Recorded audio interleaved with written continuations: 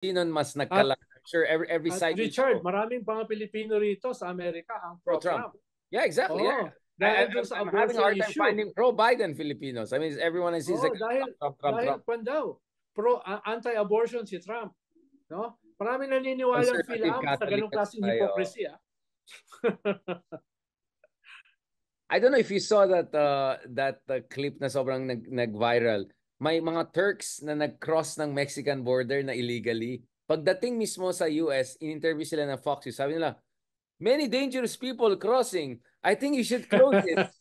You should be stricter with your immigration. So, he just crossed the border. Trump na Oh, siya kaagad. padala mo naman sa akin. Hindi ko nakita Ay, yun eh. sobrang Padala mo sa nag-viral akin. yan. Check mo yan. That's Tawa so ko na. funny, ah. That was so funny. If it So lahat, wasn't tragic. as in, kaka-cross lang niya. Tapos niya, daming mga ano dyan. Isara na yan. I mean, like, wala siyang hiya talaga. Wala self-awareness ha. Dapat ingat kayo. Parang pro-big wall na siya kaagad. So, At ako na, hindi lang mga Latino at saka Turkish ano ko cross. Maraming Chinese. well, yan, medyo mahabang usapan because we don't know really what's going on. But from what I understand, there are many middle-class Chinese who are sick and tired of their regime. Kasi, Yeah. naman Silvia, meron kang magandang kotse, bahay, whatever, pero wala kang basic freedom, sinasurvey ka. So I think many ordinary Chinese na medyo may kakayan to fly to Mexico, ganon, they just want to have a better life. But you never know, right? You never know with China. Baka may mga Alice Go rin dyan na hindi natin alam. That note, thank you very much, Sir Ronald Diamas. Mabuhay ka, magpahinga muna tayo kasi mamaya kailangan natin ano. Salamat. Oh, pahinga naman tayo God para bless bago po. manood ng debate. Salamat po. God bless. Talk to you. Anytime. Ikaw pa. Salamat. Mabuhay ka. Me. Yeah, Ronald, doon sa previous episode, I think people have to see that where we're coming from. Yun nga, kasi ang concern ko, Ronald, is if people think na you and I are just sui generis, ang mga weirdo yan eh, gusto lang nila politics. Then hindi sila magkakaroon ng as much interest as they should have. But if they realize, tao rin tayo, nasa-stress din tayo, nababatrip din tayo, napipikon tayo, but nevertheless, we still do what we think is right. Feeling ko mas inspiring yun eh. Yung flawed heroes are more inspiring, right? Than yung on the pedestal hero. Hindi ko sinasabi na hero tayo, pero flawed analyst operators who try to do something right is better than Very imperfect. ay medyo malayo. Malayo sa medyo sobrang imperfect na pero marami, wag na natin ilaglag masyado. Sabi nga ni Mocha Uson, I have the right against self-discrimination. Sabi niya, self-discrimination. Naalala ko yun. May point din siya. That made my day. Self-discrimination makes sense too. So, sige, Your Honor. Ito talaga. Marami na usapan. Your Honor, guilty as charged. Yeah. Self-discrimination. Okay. Pwede rin yun. Agree din ako dyan. So, eto na. It's finalized. So, Laila De Lima, a good friends of ours, whom we stood by throughout the years. And I don't know, Ronald, if you got... They know who really was with them all those years when... Yes. Tinawagan ko nga siya eh. Tinawagan ko siya from here 2 days ago. Paglabas ng kwan. Tapos nagbigay ako sa kanyang proposal na Laila, pwede ba niyo bang gawin ito? Dahil hindi nagawa ito after the election. Magkaroon ka ng nationwide Thanksgiving tour together with Lenny at saka Risa, tatlong Maria, no? At listening tour to consolidate yung dormant pink wave para as a machinery papunta dun sa kunin nyo yung Uniteam, no? Na historic din yung high na ngayon ay nawasak. No? Kunin nyo yung mga disenchanted. No? Kunin nyo yung mga tingin nila hindi naman na-deliver yung promise ng Uniteam. So, pwedeng 2 stages. Consolidate what remains of the pink wave na hindi insignificant ng tatlong Maria na hindi kandidato for the midterms. Maganda yun ha, hindi sila, sa bagay, si Lenny kandidato for Naga, pero hindi kandidato for national office. Tapos sila yung mag-harness at mag-consolidate nung energy at saka yung idealism at voluntarism ng pink wave, then use that as the machinery to reach out dun sa Uniteam na malaking bahagi ay disenchanted. Mismo sa surveys ng Okta halimbawa, diba? Disenchanted sila. Almost, sabi mo nga, almost half ng mga population natin, no, ay naghahanap ng alternative. Doon sila mag-reach out. Yun ang sabi ko kay Laila nung kinongratulate ko siya doon sa kanyang victory. I mean, do you think the next step also should be for her? I know it's a question of also priorities, and I'm sure she wants to enjoy her full vindication and freedom. But do you think the next move should also be her going after her tormentors? I mean, of course, yes. pag tormentors, buong Kongreso at Senado na yan. But I mean, obviously, we're talking about principal tormentors. Kasama dyan yung mga favorite, yung mga Supra tormentors. Yan. Yes. Tormentors. Yung mga ganun, yes, diba? tama. Dapat kasama yon, no? Kasama yon dun sa kanyang nationwide tour, no? Dapat yung mga botante kasi naghahanap din ng bardagulan, di ba? At si Laila yung pwede ron. Si Lenny at si Lisa mabait di ba? Decente. Si Laila mukhang may ganun siyang karanasan Election lawyer siya Sa election lawyering, bardagulan yan di ba? Kaya may ganun siyang karanasan, may ganun siyang experience. No? So siya yung pwedeng maging street fighter dun sa Tatlong Maria. No? At hindi siya tatakbo Hindi siya tatakbo. So disinterested party siya. May disavowal of power. At that creates a mantra. Hindi ka interesado na kumuha ng posisyon. No? So, yan ay pwedeng kaya nga yung mga Duterte bago tumakbo, sasabihin nila hindi sila tatakbo. To create that mantra of disavowal of power. Parang hindi ka interesado. Kay Laila, mas sincero kumpara sa mga Duterte. Pero gamitin. Diba? Well, I mean, perhaps I'm talking ahead of myself. No? Hindi naman ako strategist katulad ni Big R. Pero yan ay mga unsolicited advice na baka pwede nilang isama doon sa kanilang strategy. Kaya nung tinanong si Laila kahapon tungkol dyan, sabi niya ay medyo positive yung kanyang pagtanggap dito sa pinag-uusapan natin. Right. I mean, obviously, ikaw yung hari ng unsolicited advice at ako hari ng sulsul, no? Sinusulsul din kita So, maganda combination yan. I mean, obviously, it makes sense also to go after the tormentors because some of them will be running for office next year. So, pag-usapan natin in a separate episode. But before going there, so now, ito, kaibigan natin to, parati din natin kasama. Si Senator Trillanes is openly admitting na talagang meron ng exploratory talks. Itong sinasabi natin na Grand Coalition. So, essentially, mauna ang Never Duterte sa Never Marcos. Or yung mga Never Marcos, tahimik muna kayo, give chance to Never Duterte, mamaya natin pag-usapan si Marcos. What is your read of this situation? Well, it's a good proposal, pero tingin ko improbable pa sa midterms. Dahil marami pang mga sugat yung kasaysayan, di ba? At walang reckoning 'di ba? Walang reckoning doon sa dictatorship ng tatay, doon sa alleged na loot na kaya maraming mga ganun pa. So hindi pa yan handa for the midterms. Baka after the midterms, mas magkaroon ng mga tactical possibilities. No?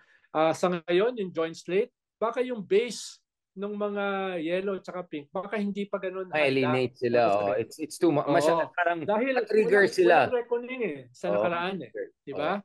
Tapos meron pang, tingin ko, may final push pa for Chacha. Definitely kontra dyan ang real opposition. So may mga, bagaman merong mga commonalities sa foreign policy, may commonalities sa anti-drug war, may mga ilan pang mga fundamental differences. Halimbawa sa economy, di ba? May mga ganun pa. Kailangan pang ayusin yan. At kailangan din ng kaunting reckoning, no? Na of the past. Hindi naman pwedeng kalimutan na yung nakaraan for the sake of the future, no? Pero after the midterms, pwedeng may ganyang klaseng tactical grounds to prevent a Manchurian candidate. Di ba?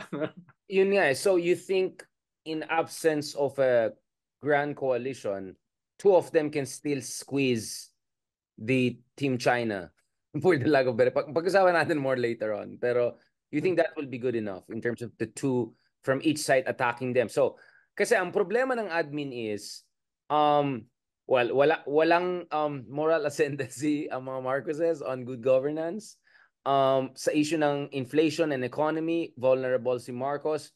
So ang pwedeng job ng traditional genuine opposition is to attack the Dutertes on their own record and to say, wait, excuse me, kayo mga Duterte, kayo may kapalpakan. In fact, we're still paying the price for your total disastrous, catastrophic handling of economy, especially nung pandemic time. So wag kayong magmaganda, mas palpak pa kayo, umupo lang kayo dyan. Tama. Doon may credibilidad kasi ang opposition na wala sa administration. Administration will just look defensive. Ang pwede natin makita, Richard, dito sa midterms ay may common line of attack, no? At yung atake sa isa't isa ay hindi ganun katindi, no? Pwedeng ganun na mangyari rather than magsasama sa isang slate. 'Di ba? Dahil yung base din ng mga Marcoses baka hindi rin handa pa, no? Natanggapin itong real opposition. Tapos yung real opposition hindi pa handa na pumasok sa isang slate officially. Ang pwedeng tactical alliance nila is anong tawag diyan? The direction of the main blow. No, yun ni Lenin. Sino yung main enemy? 'Di ba? Doon muna ang banat. Tapos sila ay pwedeng meron differences pero merong mga banatan pero hindi pa ganoon ka-intense during the campaign. Yun yung pwedeng maging tactical opening. I mean, you could go even Trotsky, neither peace nor war, meaning we want to attack Marcos, but we're also not going to be with him because ang focus. I mean, let's go Trotsky, right? Talaga maretag hirapan naman yung mga trolls mo. Unawain si Lenin at si Trotsky. Oo nga eh. Ikaw nga, Lenin ka ng Lenin. Tuloy, napakakasin ni Trotsky ko na lang para wala nang gulo-gulo yan. I mean, ako for me, this could be also a mutual poison, di ba? Kasi pag nagsama yung dalawa officially or in an explicit way, pwedeng gawin ng mga Dutertes is to paint themselves as victims. Kasi kami lang totoong anti-establishment lahat. So the whole Tiglao, whatever school of thought, diba? Pangalawa, masunog talagang opposition. So in 2028, they cannot come back na stronger. Kasi ang kausap ko yung mga Indians about what happened with Raul, and they said, well, after 2 terms ni Modi, nakita ng tao wala naman talagang improvement sa buhay nila, bumalik na sila sa dating-date, which is the Congress Party. Which made me think, wait lang. So actually, after 1 term of Digong and 1 term of Marcos, I think people will be much more open to reconsider the old opposition. But team up now, sunog na sila. Pero they have to scale up. The real opposition have to scale up. No? Katulad ni Gandhi. Diba? Katulad ni Gandhi. Nag-scale up siya. Meron din siyang listening tour. Meron din siyang Thanksgiving tour. At meron din siyang parang melancholia, going back to the past, na wala na in the present. May ganong klaseng element yung kanyang nationwide tour. Kaya nakatulong. No? Ngayon ay pinag-uusapan siya. Ngayon ay a credible opposition. Diba? So, dapat ganun din. Hindi sapat na inaasahan mo na bababa yung Duterte at saka Marcos unity team tapos i-exploit mo. Definitely. Pero what's the brand? What's the beef? No? Ano yung palmo? At yun ang unsolicited advice, yung 3 Maria, no? Women with balls, no? Yan yung at tingin ko may traction yan sa mga tao. Dahil alam mo naman, matriarchal yung ating society, no? We defer to our mothers, no? Yun yung kanilang narrative, no? Ito yung mga mothers na hindi na masaya sa nangyayari sa ating bahay, sa ating bakuran. At gusto nilang walisin yung kalat sa ating bakuran. No? Gusto nilang linisin. Pwedeng ganun yung ating unsolicited advice dito sa 3 Maria. No? Our mothers. No? Our mothers, napapaluin tayo kung hindi tayo mag-aayos. Diba? Yeah, that's very important. Yun nga. And tama yung sinabi mo before na ano bang added value for each side here, 'di ba? Baka mas net negative for both sides, 'di ba? Better for them to have a healthy distance talaga. And better to converge and squeeze in, 'di ba? Yung in between etong ito, 'di ba? I think that will but dapat ang magsama is yung left progressive and center left liberals, right? Kasi tatakbo na si teacher 'di ba? So may mga progressives na tatakbo rin sa Senado dito, mga leftists as in mga makabayan type leftists, 'di ba? So do you think that magsama dapat ang liberals and left? Silang magka-grand coalition? Well, dapat din may reckoning yung left. Dahil yung binabanggit mong left ay sumuporta kay Duterte. Kumampanya for Duterte at sumama sa gobyerno niya. Yun lang naman ang minimum na hinihingi ko. Kaunting reckoning din. Hihingi kayo ng reckoning sa Marcos, tapos kayo walang sariling reckoning. Diba? Mag-reckoning din kayo na tinanggap nyo may pagkakamali kami. Tapos, kailangan din ng counting adjustment sa iyong strategy. Dahil minsan yung mga left na binabanggit mo, sobrang dogmatic eh. Sila lang ang tama. Diba? So, mag-adjust naman ng konti. No? Kung walang ganung adjustment, mahirap magsama eh. And yung pagsasama kasi should be based on mutual mutual respect, 'di ba? Ang mahirap magkaroon ng mutual respect. Kung ang tingin mo sa iba ay lesser mortals, no? Kapo lahat. Ikaw lang ang tunay. Bawasan mo naman 'yon. Hindi ko naman sinasabing totally tanggalin mo, pero bawasan mo naman. Oh, yung ideological puritanism, 'di ba? Yung leftist puritanism. Dogmatism. Oh. Last point. So, at saka yung functionality, parang gagamitin ka lang. Gagamitin ka lang. O, okay ka, pero dapat mag-serve ka ng aming ideological goals at saka targets. Hindi naman pwede yan. User-friendly at term. Last point, where does that leave Lenny if she's gonna run for local office? I think she made it clear na hindi talaga siya tatakbo sa national. Una ay hindi naman mutually exclusive yun eh. Dahil marami ngayon mga local leaders na ginamit yung kanilang local platform for national prominence. ERAP, di ba? Ginamit na ERAP yan eh. Di ba? Binay, even Digong. Si Isko sinubukan, pero one term lang siya eh. Hindi pa siya nagmarka. Baka si Vico Soto, after 3 terms, magamit niya yan for national prominence. So pwede rin gamitin ni Lenny yan. No? Kung may magagawa siyang defining sa Naga City, no? Pwede niyang gamitin yan for future, again, pagbabalik sa national prominence. No? Not necessarily sa 2028, dahil one term pa lang siya. No? Ikalawa, dahil tatakbo siya sa mayor, mas may libre siyang oras para tumulong doon sa mga national candidates nila. Dito nga sa dahil malakas siya doon sa race na because it's not a very competitive race. So meron siyang time at saka energy para tulungan yung kanilang mga national candidates for the Senate. Diba? Kaya nga pwede siyang sumama dito sa nationwide Thanksgiving and listening tour na practically is an organizing tool. No? Organizing tool para do sa without overshadowing Riza because Riza is now the de facto leader. Diba? Dahil tinransfer na naman niya yung leadership, yung baton eh, no, after the election. Pero hindi nagmarka eh. Dahil hindi naman siya formality lang eh. Kailangan tuloy-tuloy yan eh, sustained manner. Tapos nandun din si Laila na hindi rin kandidato. No? Kaya yun yung hindi naman siya talagang criticism. May kaunti lang. Na sana after the election, nung tinransfer niya yung baton ay sinustain. 'Di ba? Sinustain yung pag-transfer dahil hindi maalala ng tao eh. Hindi maalala ng tao na binigay niya yung baton eh. No? Thank you very much on that. I think that sets the tone for discussing the other side of the equation.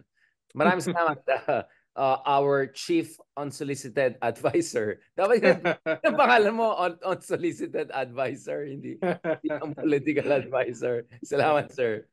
Okay. This is it, guys. Bago natin pag-usapan ang Duterte 3, mga ganyan, pag-usapan natin, Team China. China. Ito na, whopping go. Mukhang kumpirmado na hindi talaga pinanak sa Pilipinas itong mayor ng Bamban at ito po ay pumasok sa Pilipinas ng 13 years old siya at pinag-usapan natin of course separately ito in our vlogs and all na sobrang kamukha niya talaga. Kaya ako ang tanong ko, ano bang anti-aging cream niya? Kasi halos kasing kamukha niya yung 13 years old version niya, di ba? Ayan, as you can hear in the laughter here, kasama po natin si Edu Manzanas, aka Liamas Richard Aldens. Kamusta sa Ronaldo? Yeah. Actually, may katulad si Mayor Guo si Michael Yang.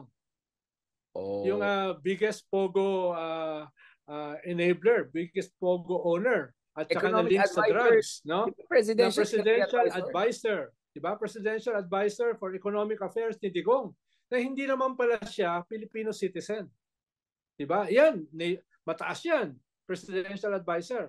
At malapit sa mga tao ni Digong, no? Bongo, no, pulong, etc. No?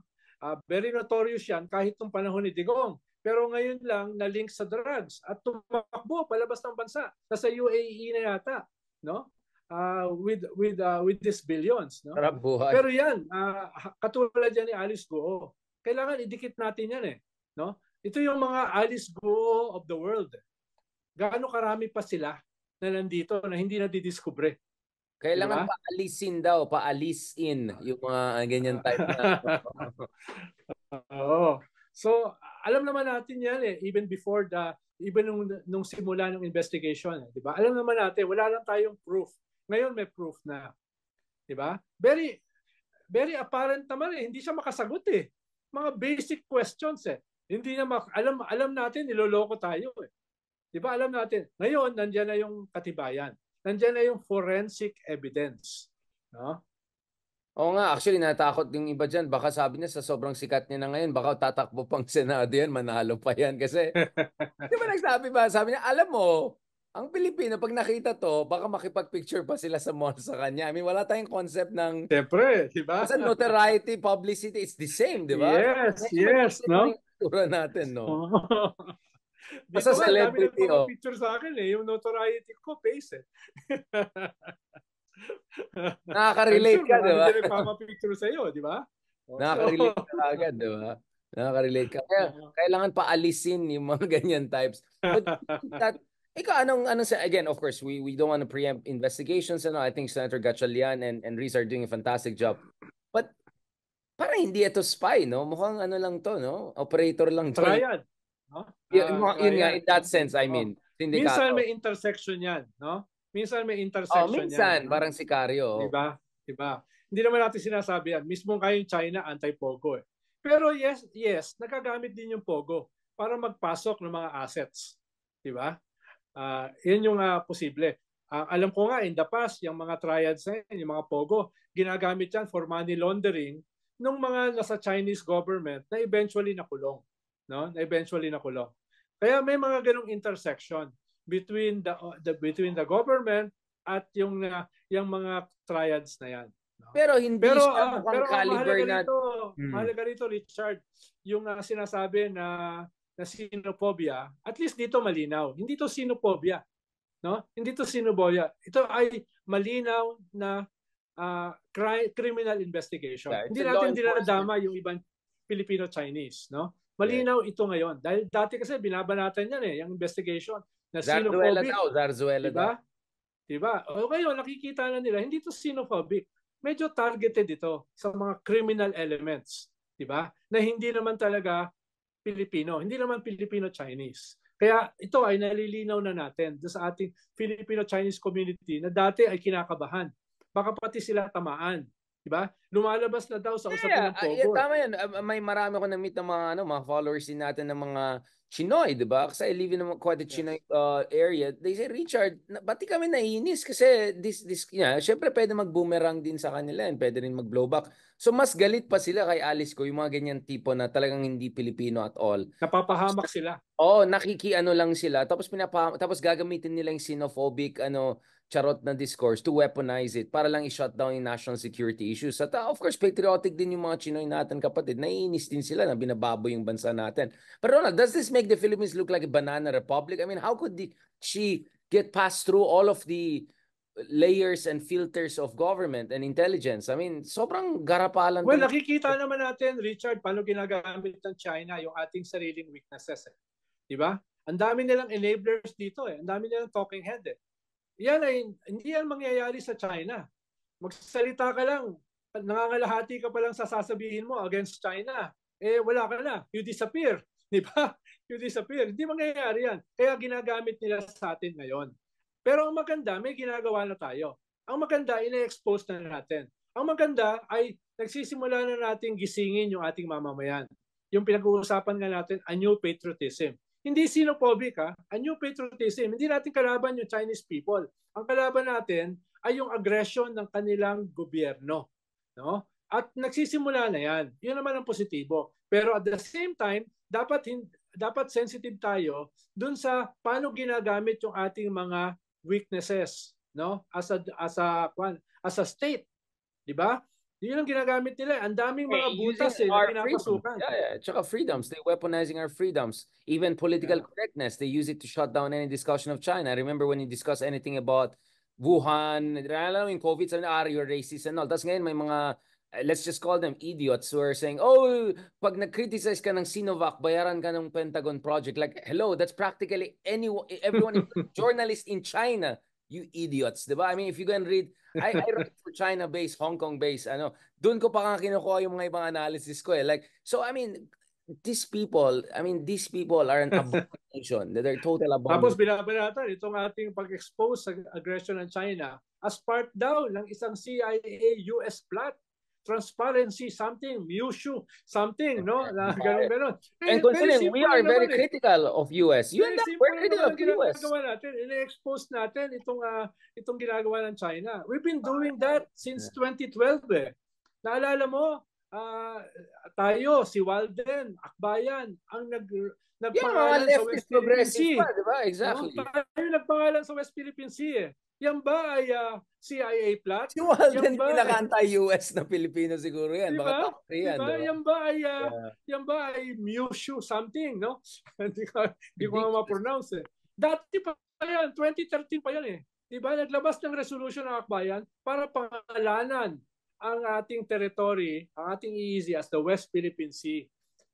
Hindi pumasok sa amin yung usapin ng US. Lalo na yung CIA. Pero, di ba? Aasahan naman natin. Critical tayo ng US. We're both critical of US and China. Definitely. But in this case, US is not naman the one, pag-usapan natin Gaza. I'm willing, let's go. Let's talk about the war in Afghanistan. Lagi natin ginagawa yun eh. Daming palpak ng US. US has done many wrong things. We can talk about sa Ukraine. No, lagi natin ginagawa 'yon, no? We can talk about all of this exactly. But ito kasi West Philippines yung issue eh. So we have to get the basic facts clear, no? Now obviously the big reason why naging normalized yung ganitong makapili discussion is because of the former president, who according to the daughter could run for the presidency, and he will not be only one, not only two, but 3 Dutertes. Pag-usapan natin yan sa next episode. Sir Ronald Llamas. Thank you very much.